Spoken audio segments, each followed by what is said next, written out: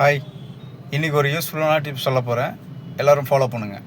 ஒன்றும் இல்லை, நம்ம வாட்டரை வச்சு எப்படி நம்ம ஹெல்த்தியாக வாழலான்றதை நான் உங்களுக்கு ஒரு டிப்ஸ் சொல்கிறேன், பாருங்கள்.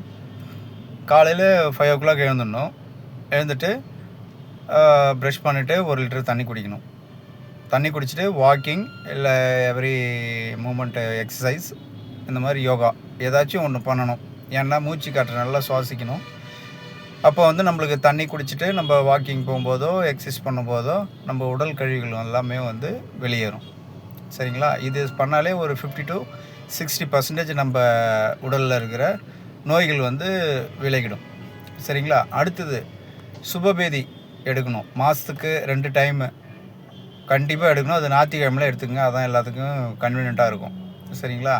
அது எப்படி எடுக்கணுன்னா, முதல் டிப்ஸ் சொல்கிற மாதிரிங்க, ஒரு 5 நெல்லிக்காய் எடுத்துக்கோங்க, மிக்சியில் போட்டு அரைச்சிக்கோங்க. அதில் கொஞ்சம் 1/4 ஸ்பூன் உப்பு போட்டுக்கோங்க. உப்பு போட்டு 1 டம்ளர் தண்ணியில் அப்படியே குடிச்சிருங்க வெறும் வயிற்றில்.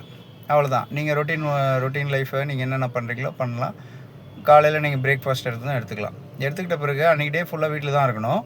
இருக்கும்போது தான் நம்மளுக்கு அந்த மலம் ஃபுல்லாக வெளியேறிடும். சரிங்களா? 2வது டிப்ஸு, எலுமிச்சம்பழம் ஒரு சொம்பு தண்ணியில் கொஞ்சம் கரிக்கிற மாதிரி உப்பு, அதையும் எடுத்து புழிஞ்சிட்டு அதையும் மார்னிங் தான் எடுக்கணும். அதாவது சாப்பிட்றதுக்கு முன்னாடி. அப்புறம் நீ ரொட்டீன் என்ன வேணாலும் பண்ணலாம், சாப்பிட்லாம், எல்லாமே பண்ணலாம். பண்ணும்போது ஆனால் அன்றைக்கும் வீட்டில் தான் இருக்கணும். அப்போ தான் அந்த மலம் ஃபுல்லாக வெளியேறும். ஸோ இந்த மாதிரி பண்ணிங்கனாலே ஒரு 80 to 90% நோய்கள் வராமல் பார்த்துக்கலாம். சரிங்களா?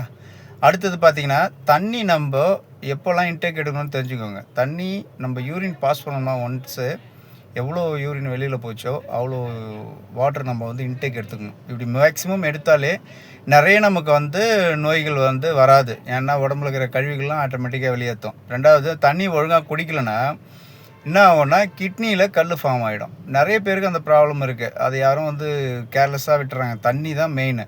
தண்ணி குடிச்சிக்கிட்டே இருந்தால் தான் நம்ம உடலில் இருக்கிற கழிவுகள் எல்லாமே வெளியேறும். அதுக்கப்புறம் நம்ம கருமாவில் இருக்கிற கழிவுகளை வெளியேற்றணும்னா தியானம் பண்ணணும், மூச்சு கவனிக்கணும். இதை கவனித்தாலே போதும். மேக்ஸிமம் ஒரு 100% நம்ம லைஃப்பை ஜாலியாக என்ஜாய் பண்ணலாம். இதுதான் டிப்ஸ். நியூ டிப்ஸு ஃபாலோ பண்ணுங்கள், என்ஜாய் பண்ணுங்கள். பாய்.